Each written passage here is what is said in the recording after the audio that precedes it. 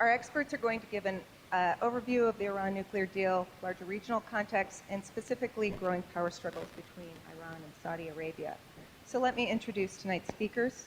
Richard Nephew is the Programming Director for Economic Statecraft, Sanctions, and Energy Markets at Columbia University's Center on Global Energy Policy, and Sebastian Maisel, Associate Professor of Arabic and Middle East Studies at Grand Valley State University. Moderating will be Chad Lingwood, Associate Professor of History at Grand Valley State University. Please help me welcome our panel this evening.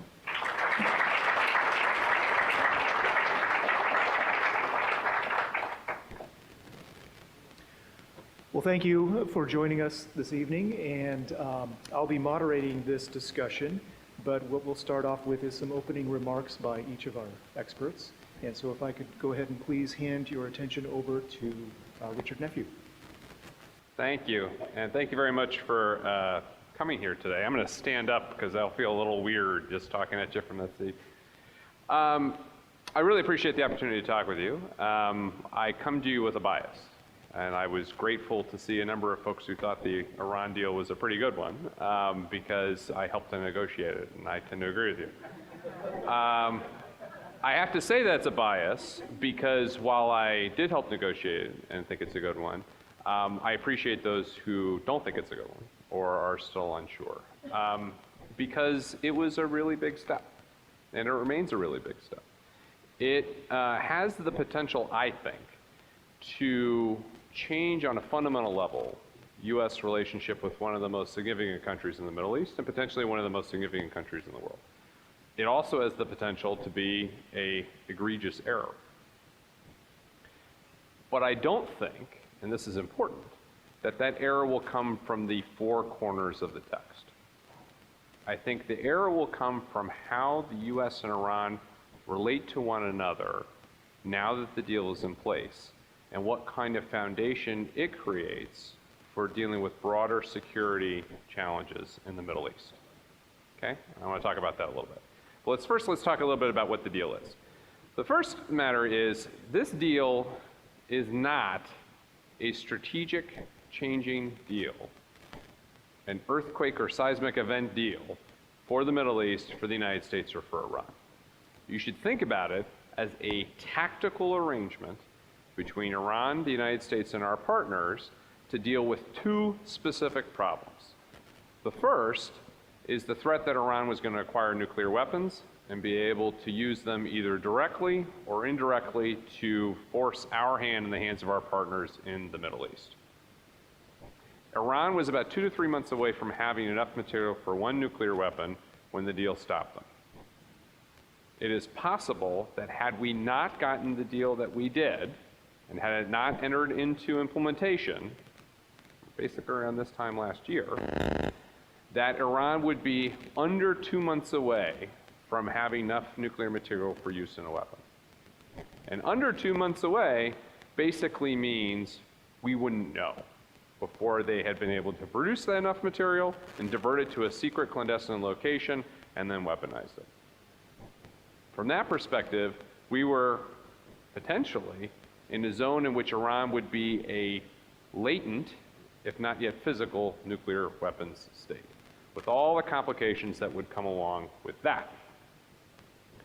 Instead, today, Iran is a year away from having enough nuclear material for one nuclear weapon. And the kinds of transparency and monitoring tools that are now in place will ensure that we know if they seek to move that material off to weaponize it as soon as they start.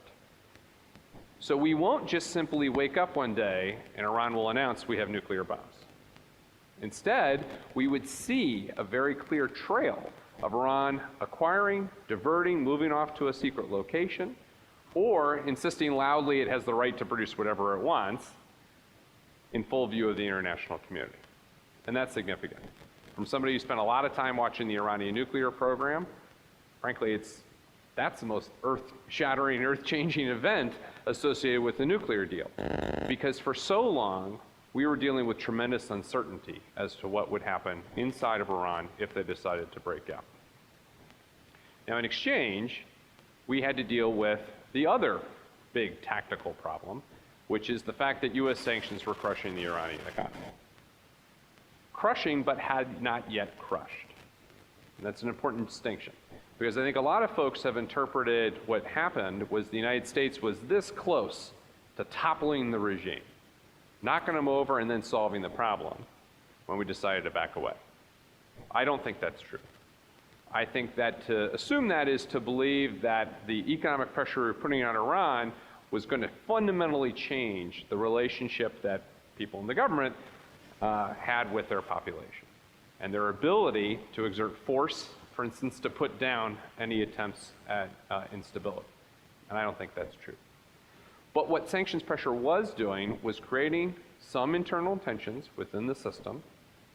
It was damaging the lives of average and ordinary Iranians. And it was raising a really serious question inside the Iranian government as to whether or not our sanctions were intended to achieve a nuclear end, to get restraint on the Iranian nuclear program, or were always intended to topple the regime. And if they had made that decision, that all of our sanctions were intended to do was to topple the regime, to some extent undermines the diplomatic value that those sanctions bring. Because then it suggests from the regime's perspective that our intent is totally unlinked from what our tools were and how we were presenting them to the international community. And the problem with that is then they lose their diplomatic value. The Iranians become convinced that our sole intention is to bring about regime change, and from that perspective, it gets that much more difficult to be able to influence them and to put them on the right path.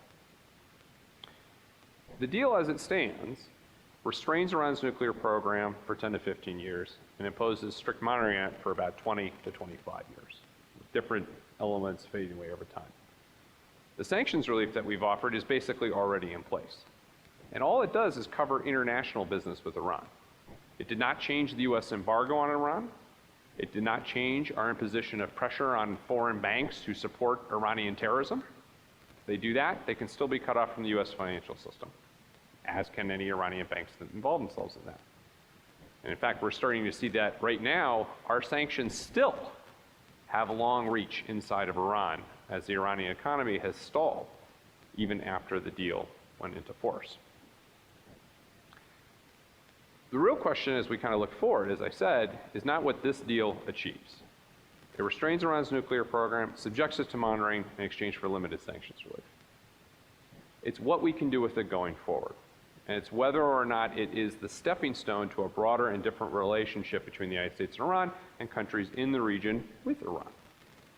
Thus far, you would be right if you said it doesn't look much different right now, and potentially it's even worse. Iran has continued to support Assad. Iran has continued to supply arms to the Houthis. Iran has continued to harass U.S. ships that are transiting the Persian Gulf.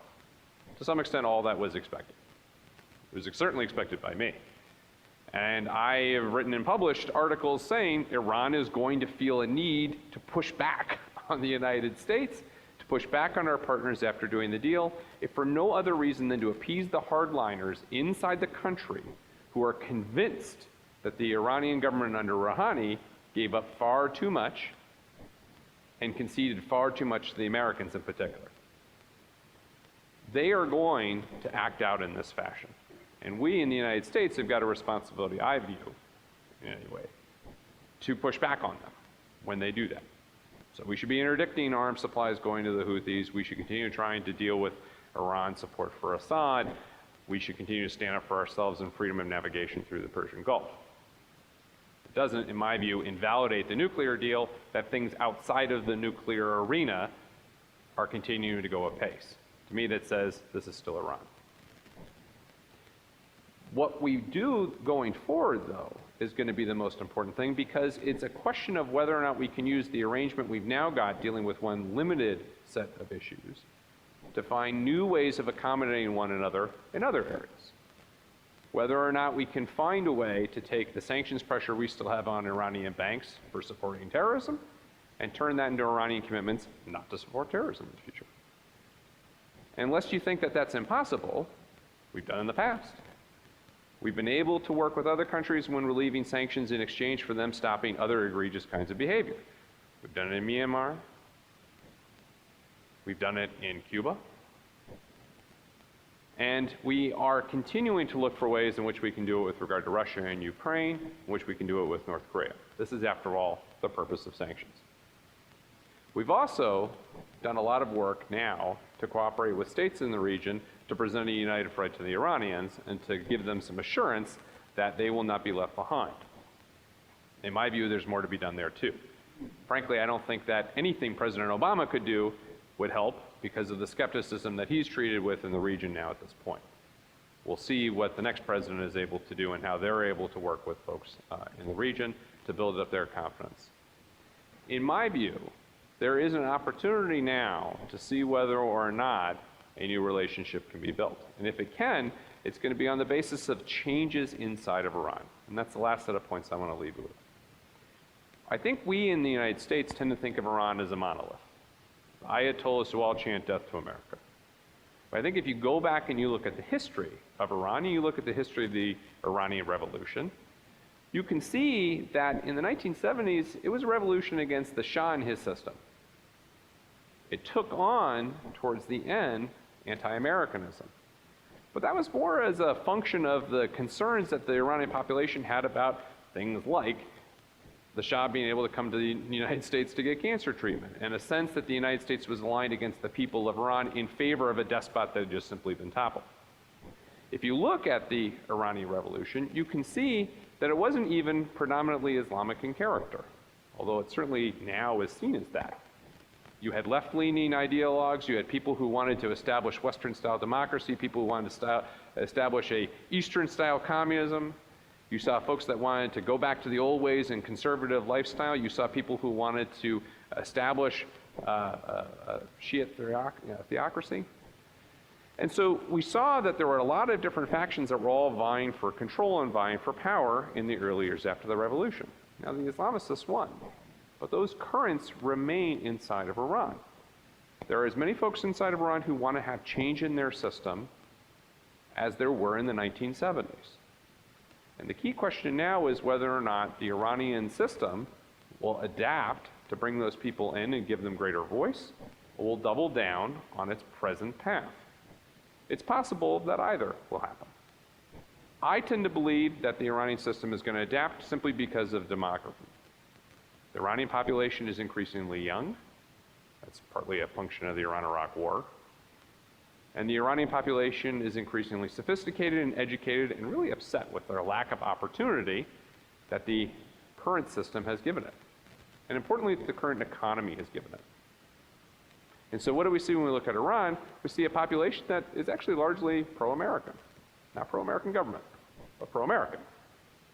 We see an Iranian population that wants to have new business come in and new investment come in so they can develop their own economic sectors, free from oil and free from government apparatus.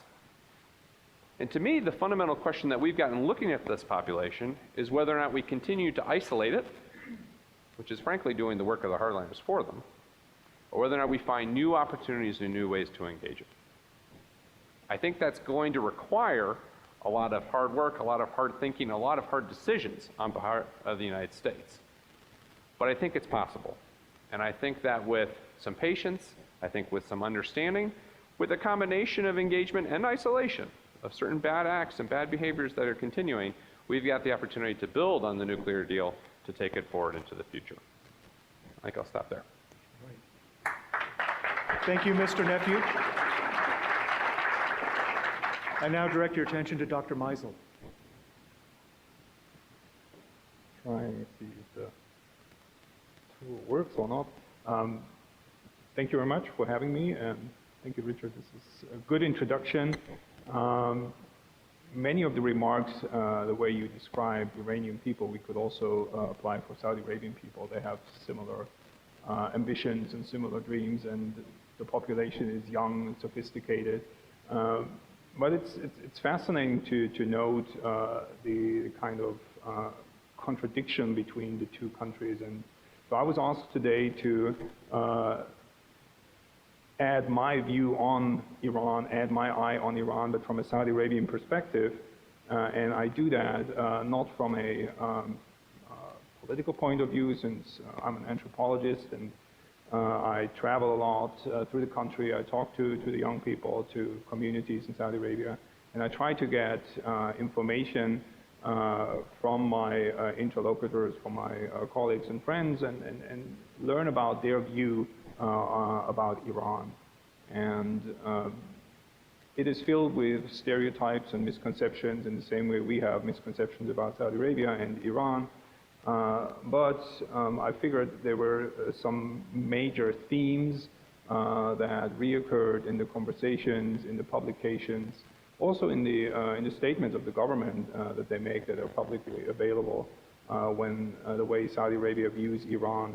And I just put the little map here on the screen just as an educational moment. So for you, I mean, you're probably all familiar with the setup, but just the map is supposed to show one important aspect of Saudi Arabian foreign policy with regards to Iran, and this is what it's a fear of an encirclement by enemies. So this is kind of a syndrome or something that Saudi Arabian politicians, kings, the foreign ministry, etc., excuse me, try to avoid by crafting alliances with neighboring states or with countries from outside of the region. But if you follow the map here and you see that the shades are supposed to indicate that there is now some sort of a Shia encirclement of major Saudi Arabian territories. And if you know a few things about the conflict in the region, then you know that we see now two countries emerging as champions for both camps, and Saudi Arabia views itself as the champion of the Sunni world, and I'll relate to that when I talk about the Hajj and the Iranian delegation to the Hajj. But I want you to understand when you view Iran from a Saudi perspective, that they're worried, that they're afraid that one day, if things progress in the same way, that they see their country surrounded by enemies in a theological way, perhaps, in a political way as well, from Iran. The events in Iraq with the regime change there. We see Saudi engagement in Syria, and of course, what's going on in Yemen. And so this is a constant factor that shapes Saudi Arabian foreign policy to avoid any kind of encirclement and to remain the champion and the leader of the Sunni world in this part of the region. And connecting that with another claim that Saudi Arabia as a country, the government, the king, and people themselves view themselves as the birthland of Islam, as the host of the Hajj, the pilgrimage, the annual pilgrimage, and the Umrah, the lesser pilgrimage, where they receive millions of worshippers, of faithful coming to Mecca and Medina.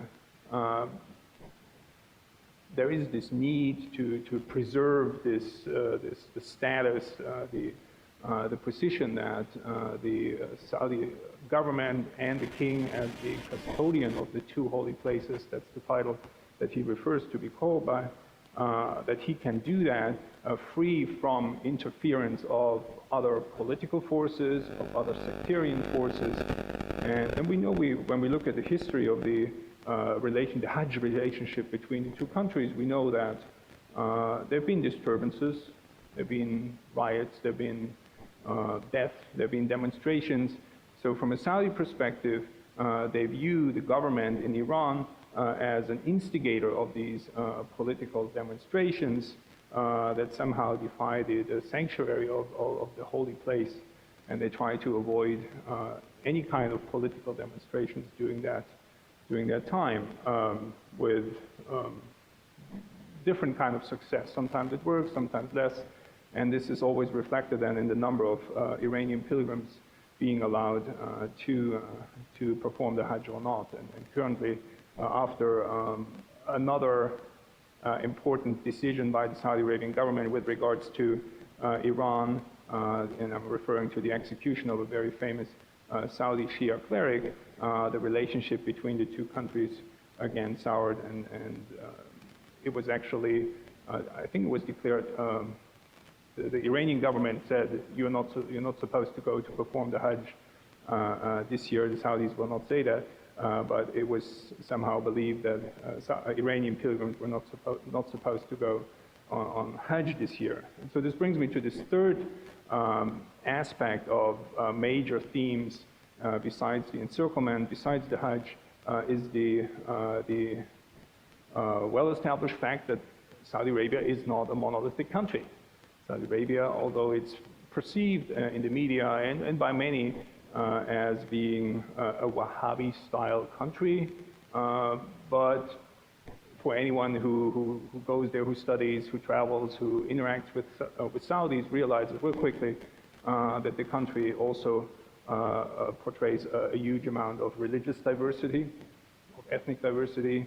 But I'm referring here to the religious component, and I'm talking about the Shia community in Saudi Arabia itself, which is by mainstream non-Shia Saudis often perceived as a fifth column, as some sort of traitor or threat to national security, and the general status of the community, Shia community in the kingdom, is difficult at times, and at times it's even perceived as some kind of secondary citizens, and they don't perceive all the rights, or being discriminated at times.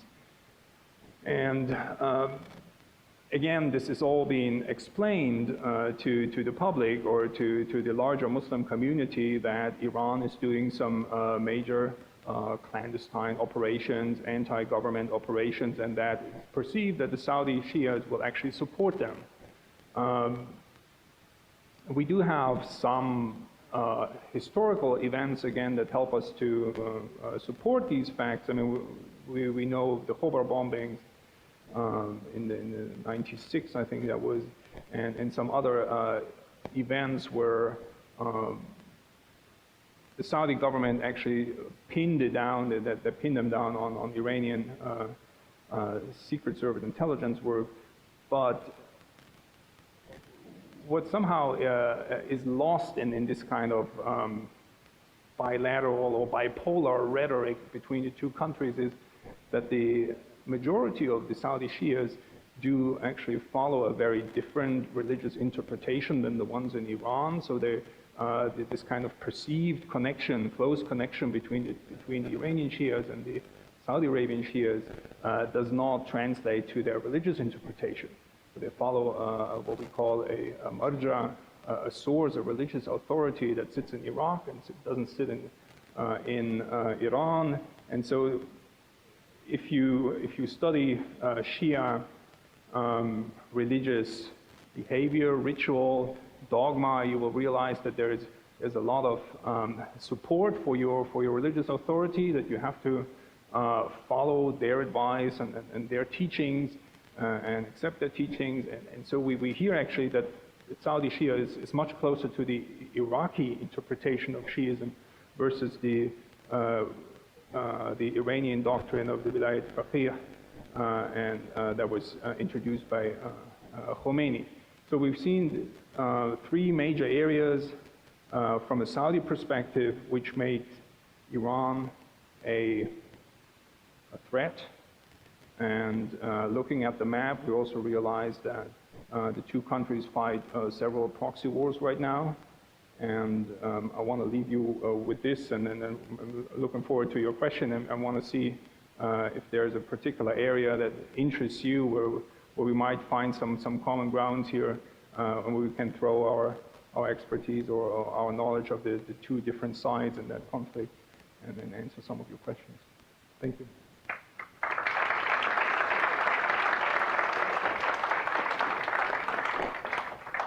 Thank you, gentlemen. I want to remind everybody that I have a series of questions. However, there is time built in the program today to facilitate audience questions, and those will come at the end. I'll also remind everybody that when you do pose a question, if you could kindly come up to the microphone to pose the question. And so with that knowledge, let me begin by asking Mr. Nephew a question about the nuclear deal. I have this question titled, "What happens in 15 years?" Right. Which is, you see press reports which have conflicting statements about what could or might happen in 15 years. So with that in mind, This agreement allows Iran to continue to develop nuclear technology, but under the supervision of international inspectors and with restrictions imposed by the deal for the next 15 years. When, though, at the end of this 15-year period, these inspections cease, should the international community be concerned that Iran will initiate a project to construct nuclear weapons? And this is partly motivated by statements from David Albright, who I know you're familiar with, and his concerns about not just 15 years, but even before that, there's a 10-year threshold, or not threshold, but there's a 10-year period where some other activities can begin after that. No, it's a great question. I think it really speaks to a lot of the nervousness that folks have got with respect to the deal. So if I may, I'll be a little pedantic and I'll just walk through the timeline a little bit because I think it's useful. So we're right now in the main implementation time, where Iran has taken all the nuclear steps that it's required to take. It removed thousands of centrifuges. They're now stored under international monitoring. It now only has 5,000 installed and operating, with 1,000 more that are installed but not operating centrifuges. Iran has exported all but 300 kilograms of its low-enriched uranium, and I won't get into the technical details, but suffice to say this is the uranium they've already done some work on, and so it's easier to use if you're going to try and move it to weapons purposes. 300 kilograms, though, and 5,000 centrifuges means that it takes around about a year to produce one weapon's worth of enriched uranium. And that's the math that's done when you do the centrifuge calculations. Iran has also been forced to modify a reactor that would have permitted it to produce plutonium for nuclear weapons. This reactor would have produced 1 to 2 weapons worth every year. It now can only produce 1 weapon's worth in 4 years, which is, I think, a fairly considerable change. It also means that the reactor would be highly visible if it were attempting to do that and give you lots of time to respond. That restriction is permanent because it's a physical change. The restriction on a number of centrifuges, and there are other restrictions associated with research and development, will go away starting in about 8 years from today, more like 7 years from today. But it won't go away altogether. And Iran's nuclear program, its enrichment program in particular, its centrifuge program, will still be restricted physically. Their actual capabilities will be restricted, basically going out to year 15. And at that point, Iran will be in a position, if it wanted to install more centrifuges, including more advanced ones. A couple important things to know. That because of the restrictions on research and development now, I mean, folks here know what research and development programs are, right? If you don't start them now, you're that much further behind when you actually do start them. So Iran isn't going to turn around, I don't think, at year 15 with the Cadillac of centrifuge that they've been developing. Why? Because they've been restricted for 10 years. And they've had a lot of impediments thrown in their way as they're attempting to do that. So that's going to continue to inhibit them. Iran will, though, be able to make that choice at 15 years to try and expand its nuclear program. It won't do this unmonitored. I think this is a critical question. Some folks have said, well, at year 15, Iran can do whatever it wants and we won't be able to know. Well, that's not true.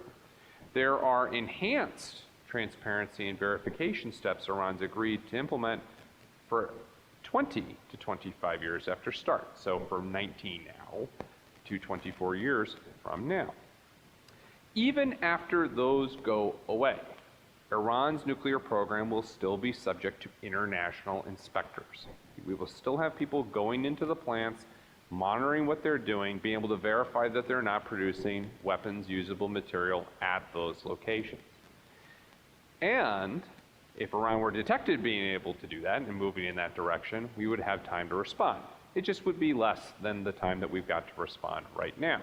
But it wouldn't change our fundamental ability to detect it and to know what the Iranians are up to.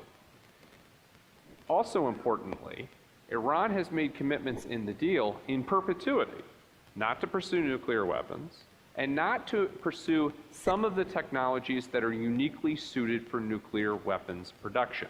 This includes acquiring some of the components they would need if they were going to test and design nuclear weapons. And so from that perspective, even if they were to expand their nuclear program, they would still be hamstrung by the fact that they haven't done some of this work. The last thing I'll say is that's all assuming that the deal that we have now is the deal we have at year 10, 15, 20, 25, 30 years. I don't actually think that's the case. If you look at the history of non-proliferation agreements and arms control agreements, they tend not to expire. And they tend not to expire because the underlying security issues that are still associated with them persist. And this means that Iran has voluntarily agreed to this arrangement right now. They can voluntarily agree to another one, especially because the United States has also only given up, for a certain length of time, our ability to impose crippling sanctions on the Iranian economy, and we have not given up at all our ability to use military force if necessary to address concerns coming from Iran's nuclear program. And so the Iranians are going to have some incentives themselves to potentially look at ways of extending this, especially when they look around the region and they see concerns of encirclement from Saudi Arabia, when they see doubling down on military commitments from other countries in the region. And so I actually think both the work of the next administration in the United States and the work of the international community in the region in general will be making sure that this deal does not actually expire, that it is morphed into something more permanent, more sustaining, that addresses our concerns into the future. Thank you. Next question is for Dr. Maisel. It's in regard to Saudi Arabia. How certain can the international community be that despite, or perhaps even because of the deal, neighboring Arab states will not now seek to acquire or develop their own nuclear weapons? In other words, what might the agreement provoke neighboring states to initiate their own programs in order to catch up to or perhaps even surpass Iran? Very tricky question because it requires me knowing what the Saudi king decides tomorrow. And I can elaborate a little bit. Don't expect that I have dinner with the Saudi king, but what I know from conversations and from publications that I read myself about the issue, that it seems to be the reverse process actually. And the question earlier was asked, who was actually in support of the nuclear program or who was against it.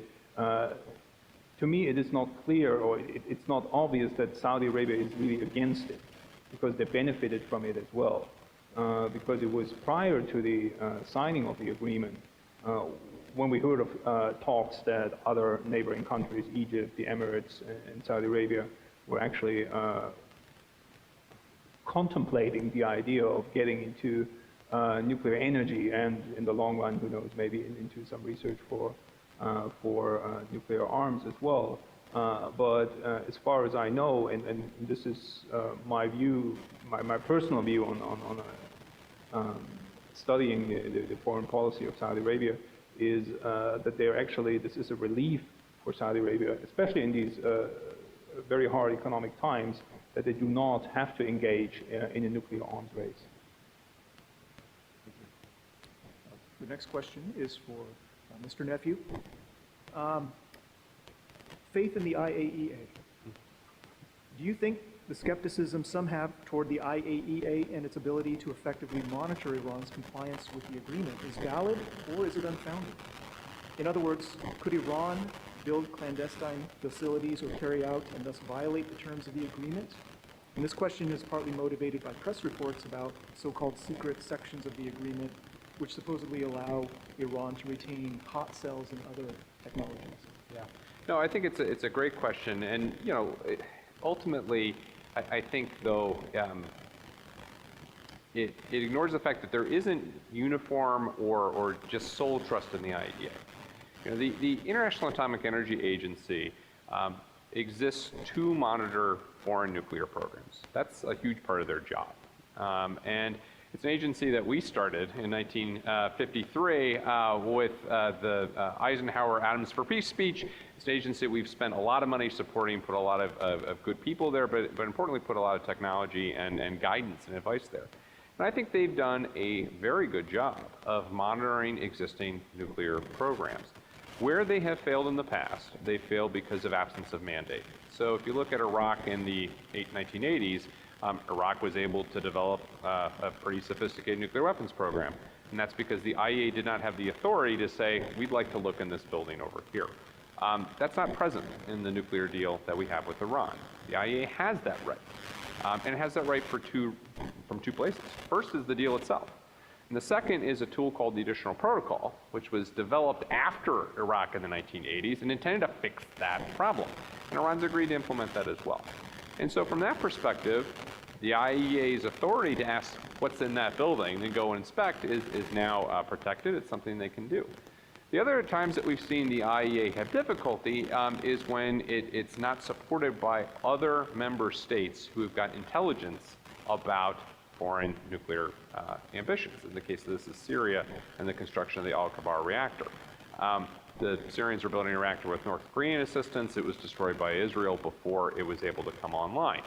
The IAEA, once it found out that there was such a thing from intelligence briefings that it got, was able to do a lot of work in investigating the ruins of this former reactor. But before that, they were limited.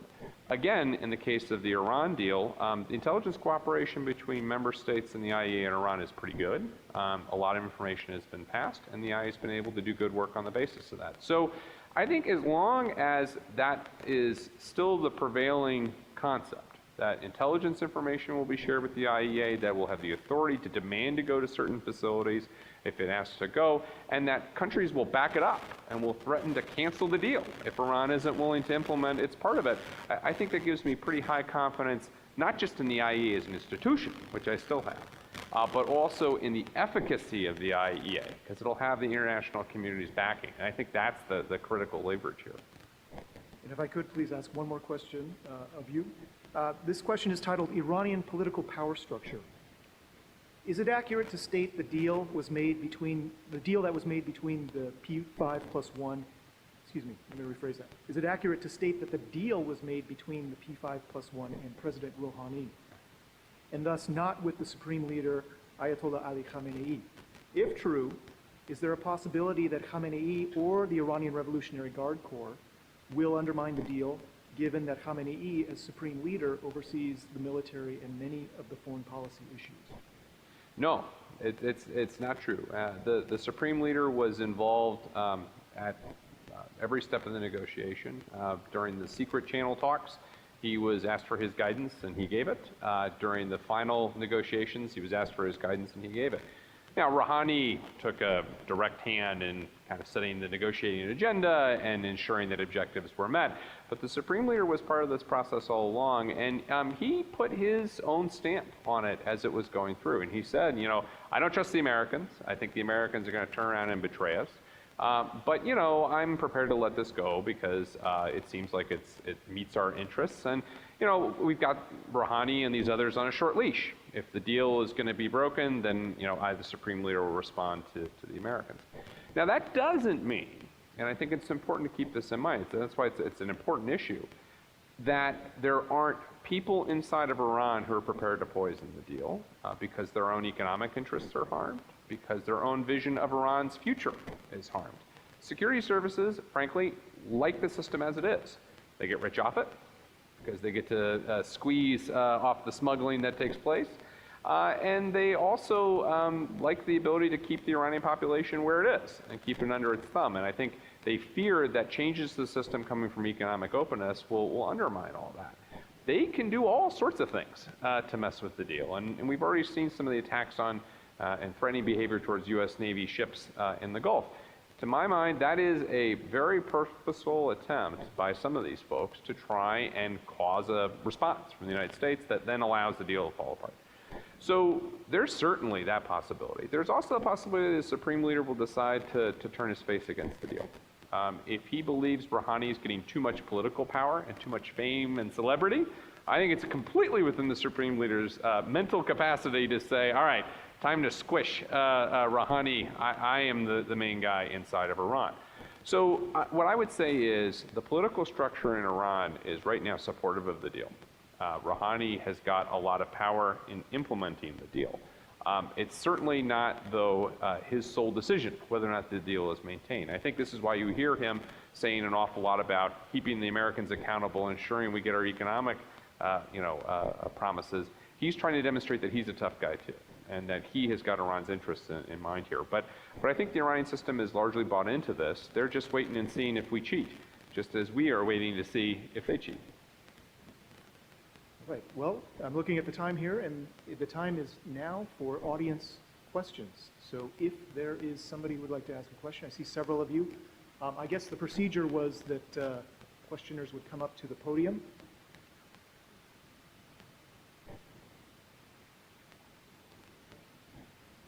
I'd like to ask two questions, but I know that's impossible. So I have a comment on Iran. I was in Iran in 1979. I left 2 days before the hostages were taken, and I can assure you that you are right. There were powerful ayatollahs who opposed Muslims. There was a strong element of national front. There was Marxists. It was very, very dicey. Only he turned out to be the best politician of all and won. My question, though, is on Saudi Arabia and the religious fanaticism in Saudi Arabia. Now, they're getting under attack, often in the United States, for the wrong reasons. But living in Bangladesh, living in Japan, Indonesia, other countries in that area, I can assure you that the Saudis are out there as violent, literally, missionaries, building mosques, setting up madrasas, schools, for their own version of Islam, which, as we've seen, is sort of underlying a lot of ISIS and Al-Qaeda and other people. Now, I realize that the Saudis are not behind Al-Qaeda and ISIS, but the religious beliefs that they have. Now, you seem to indicate that there's a great change taking place in Saudi Arabia. And I'm wondering whether the powerful religious interests that are exporting this kind of Islam, this violent Islam, to places like Bangladesh and Indonesia and China. Maybe you can satisfy me that that's not happening. I can try.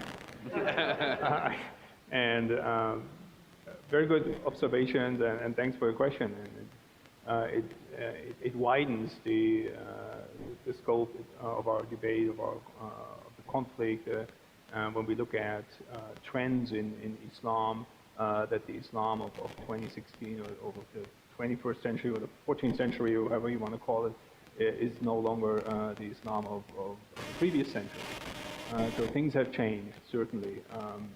And of those strategies that the Saudi government actually actively supported the export of their interpretation of Islam is something that we noted in the 80s and the 90s. It has, to my knowledge, it has slowed down because they are now much more concerned with the home front. And when you mentioned some sort of an assumed similarity, connection between ISIS ideology, Al-Qaeda ideology, and Saudi Arabian ideology, we have to be very clear and we have to be very strict that they are not in the same boat. They're actually on the target list. Saudi Arabia as a country, as an institution, has been targeted by both ISIS and Al-Qaeda and is fighting, spending a lot of money and having a lot of programs to rehabilitate some of the terrorists and kill others. So they're doing a lot of stuff on the official level. Then I would agree with you that we find among the young generation of Muslims, not only in Saudi Arabia, all over the world, that are attracted by this more violent interpretation of Islam. And I would also like to add that this is not only a fault of the Saudi Arabian government. Yes, they have their shortcomings. Their education system certainly needs reform, needs an update, needs a reality check perhaps.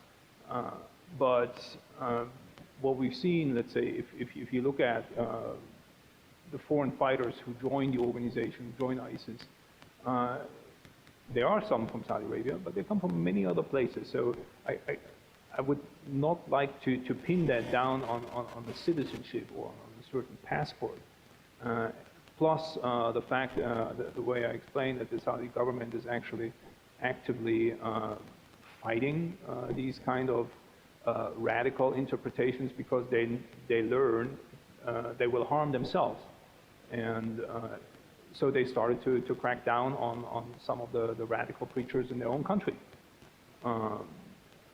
The Saudi foreign ministry does no longer finances the madrasas abroad.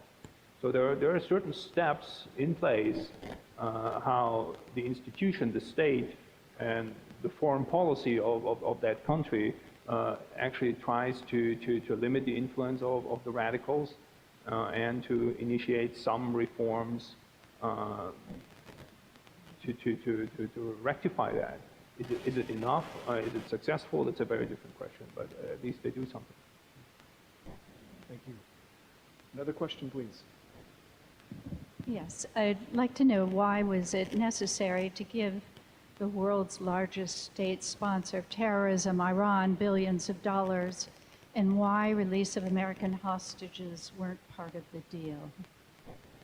No, those are important questions. So let's start off with the giving Iran billions of dollars. I've seen a lot of folks say that the United States gave $150 billion to Iran. The United States did not give $150 billion to Iran. The United States unfroze sanctions on Iran's oil revenues, so Iran's own money, that had been tied up from 2012 to 2013, so just those 2 years, in various banks in China, Korea, Japan, Turkey, India, and so forth, and permitted that money to be repatriated back to Iran or to be used for other purposes. I say that because it's important to know that that's 2 years worth of oil revenues. It's not like these are pent up, monies that have been since the 1980s that were released. It was during the period of intense sanctions pressure on Iran to get to a nuclear deal, we held back their oil revenues, and then they were permitted to be released. By and large, they didn't even get $100 billion worth of that. They probably only got relatively free access and free use between $35 billion and $50 billion, which, when you think about it, between the years 2003 and 2010, the Iranians made $650 billion in oil sales that went directly into their pockets. And in fact, that's a political scandal inside of Iran, exactly whose pockets that went to.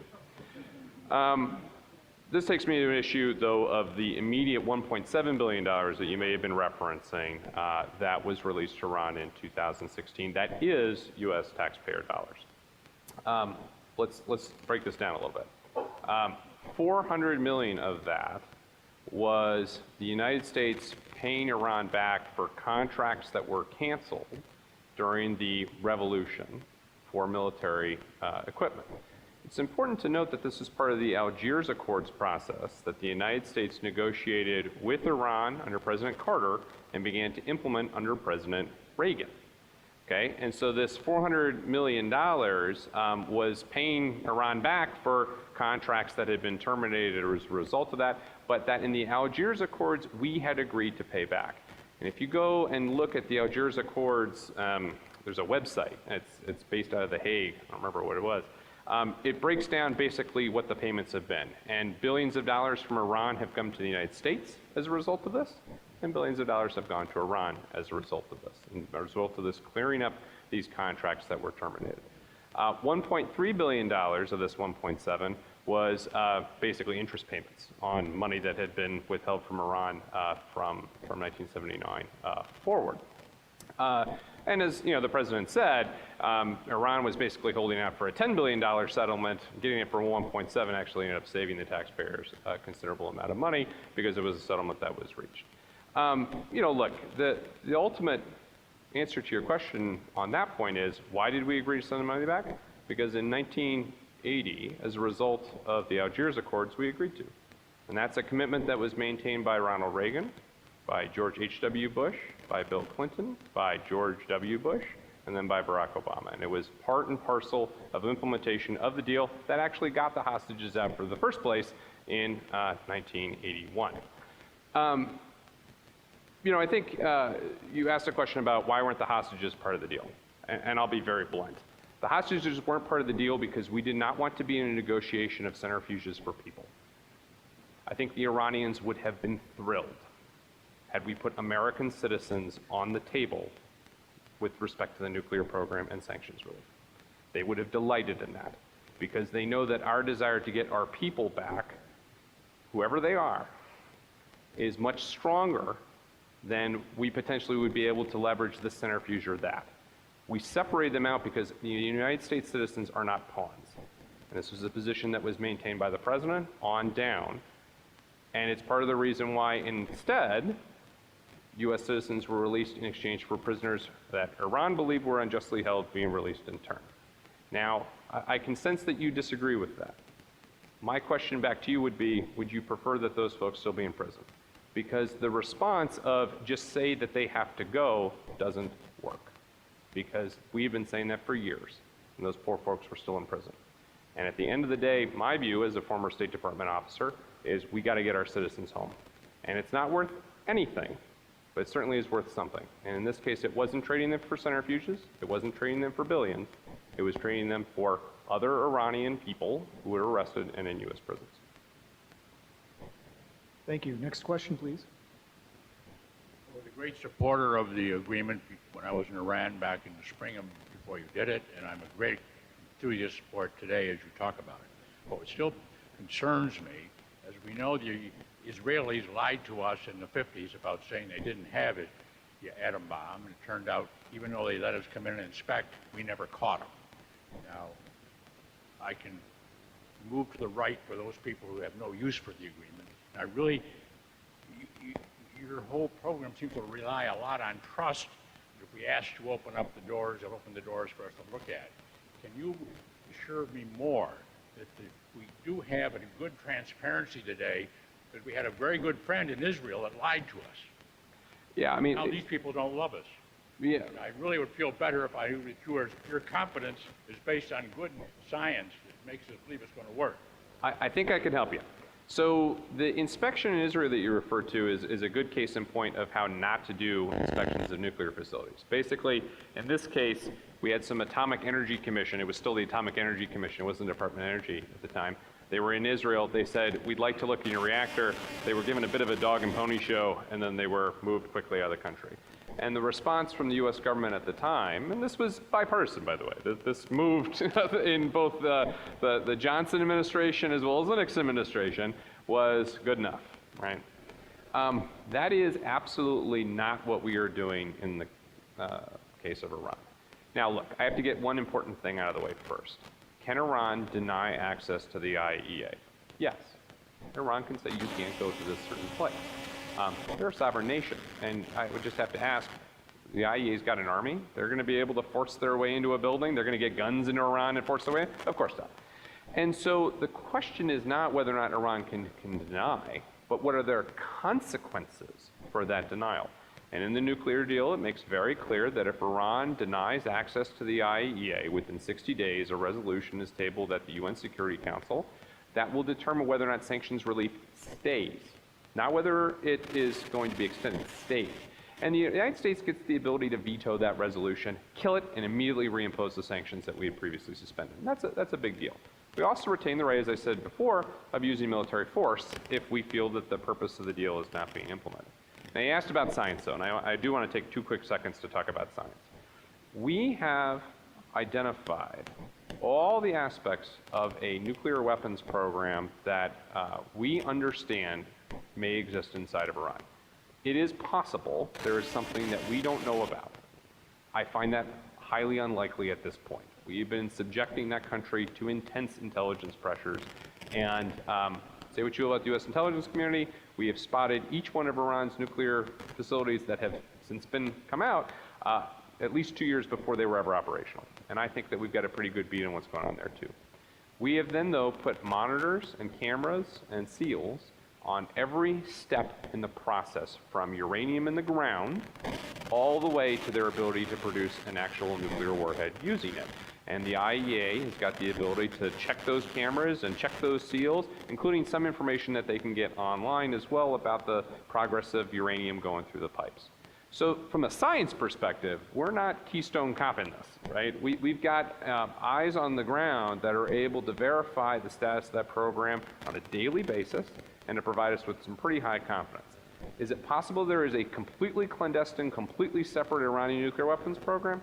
Yes, it's possible that there is one here in Michigan too, right? It's possible that there is one in Germany. It's possible that there's one in Turkey.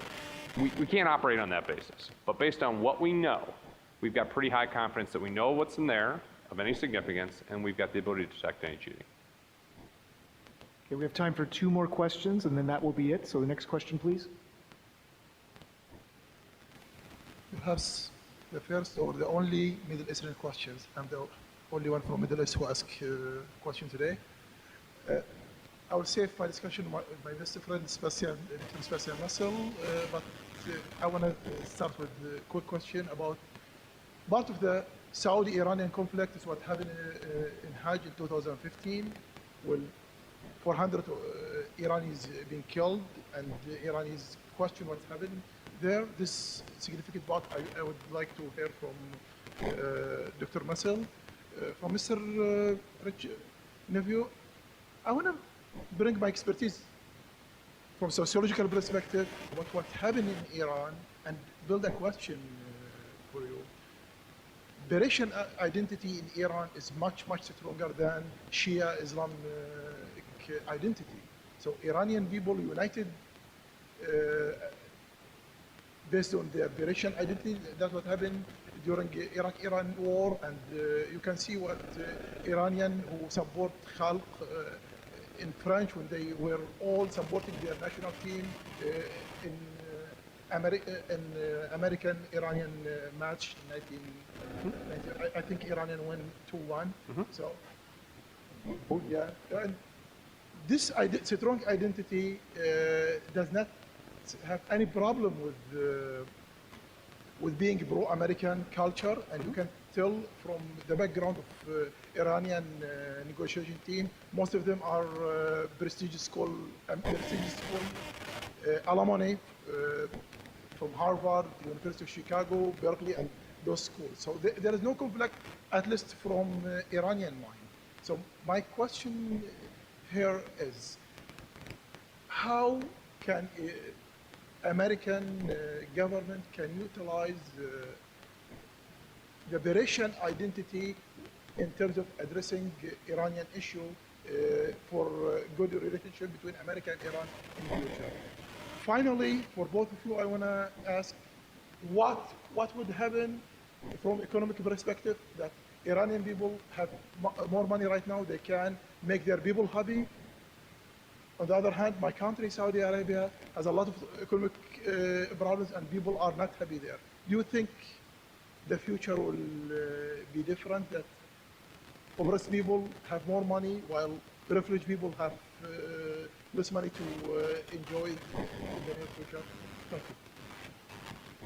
Go ahead. Tough question, as usual. With regards to the incident of the Hajj in 2015, yes, there have been reports not corroborated and really difficult to find out where to put the blame other than to call it a tragic incident or accident. However, it has been utilized by both sides to increase the rhetoric, the anti-Saudi/Iranian rhetoric, and it ultimately shaped the decision of the Saudi government to crack down on more intensely on the Saudi Shia. So I agree with that. So it had some really difficult consequences. But I cannot say that if it was some sort of a deliberate attempt to target Iranian Hajis. That's really difficult to think of. Before I talk about happy people, I'll let Richard answer his question. People usually want me to talk before they get to happiness. So look, I mean, I think, can the U.S. government use nationalism and Persian nationalism? I am not a strong fan of the U.S. government trying to appeal to nationalist views, because I don't think we do a very good job of it. I think if you look historically at attempts on the part of the U.S. to engage in that sort of behavior, it looks like kind of third-rate propaganda efforts, and we're not really good at that, and it shows. I think we are in a much better position, frankly, to just simply appeal to strategic interest and national interest calculations, which kind of cross some of those lines. So, for instance, for the Iranian government right now, they may have a strategic interest in being, big tough kids on the block vis-a-vis Saudi Arabia and so forth. They also have got an interest in maintaining stability in their country, right? And for that reason, I think they do feel a need to invest in their own population's well-being and to expand economic opportunity. That doesn't mean that they're not going to do things that are bad outside of the country, right? But they are going to do some of that stuff inside because they have to address their national needs. You could call the provision of sanctions relief that facilitates that an appeal to Iranian nationalism and Persian pride and rebuilding that. I prefer to just call it, listen, we made them an offer that hopefully they couldn't refuse and that they would find attractive from their own perspective. And I think the more that we concentrate on calculations of U.S. national interests and concentrate on calculations of the national interests of the other side, let them worry about how to handle their own populations, I think, frankly, the better off we'll be.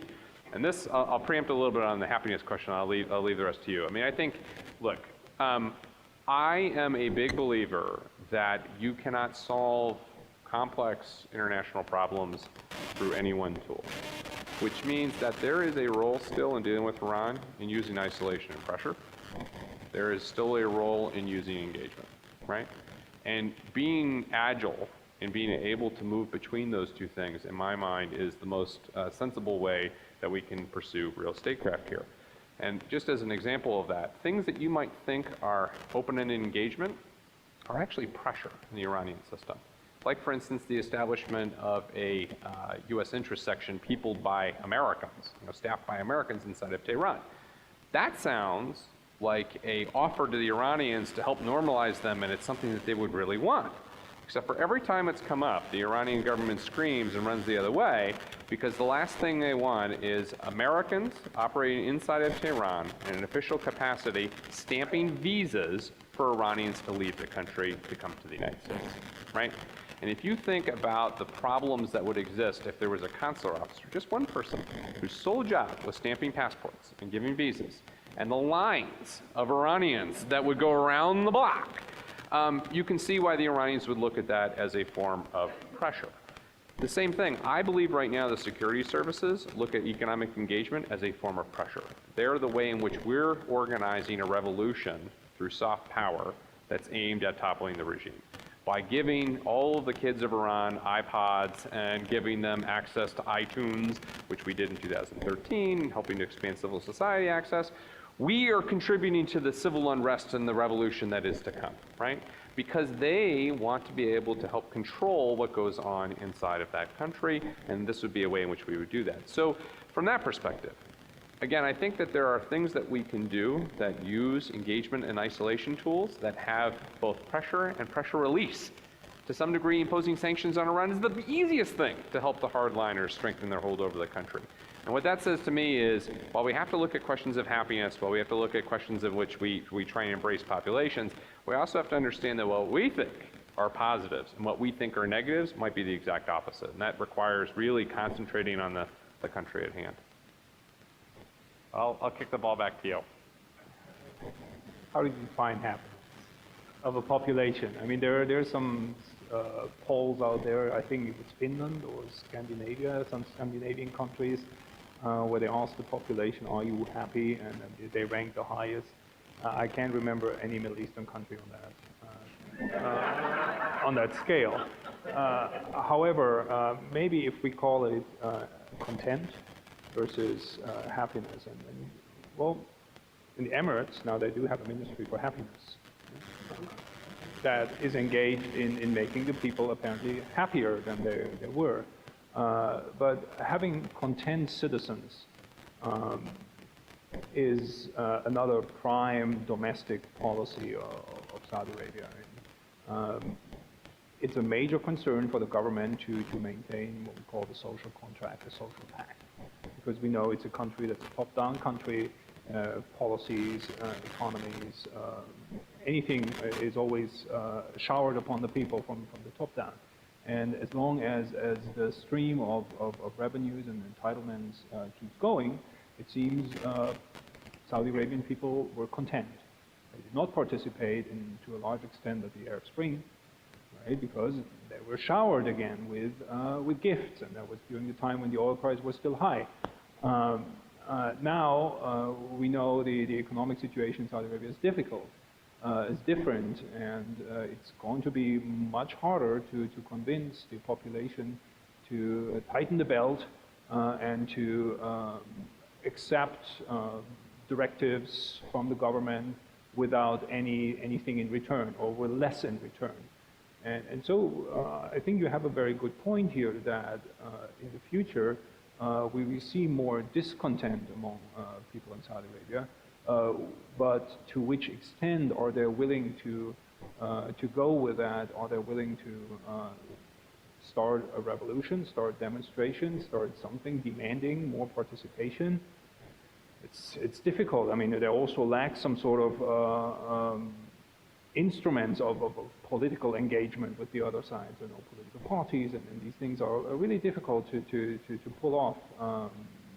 Social media is big, like in Iran. I mean, this is a tool that's been used to spread information, wrong or right, to incite people or to get people together on issues. But I think if we want to see, we from the outside, if we want to see a stable Saudi Arabia, if that's our biggest goal in keeping the stability in the region for this country, then we ought to support the Saudi Arabian government, and so it will not eventually fail, become bankrupt, or struggle to meet its obligations. That was our 2 questions, so I'll have to You did it. thank our speakers, Richard Nephew and Sebastian Maisel, and also thank you to our wonderful moderator, Chad Lingwood. Very, very engaging and thought-provoking panel tonight. So I have to ask, opinions if they changed, so show of hands, still in support or now in support of the Iran nuclear deal? Okay. Still against it or now against the nuclear deal? Okay. And still neutral or now neutral to the nuclear deal? Okay, interesting. We'll report back to the Iran project. Before we adjourn, just a few quick words. Again, thank you to the Iran project and also to the World Affairs Councils of America for supporting this evening's program. And also, shameless plug, Great Decisions Global Discussion Series. It's Mondays in February and March. Planning is underway, but we have some speakers confirmed, so please do look at the half sheet on your way out the door. And if you're not yet a member, please sign up for more advance notice of this wonderful series that will be coming up. All right, we're adjourned. Thank you so much. That was good. That was a lot of fun. Yeah, thank you.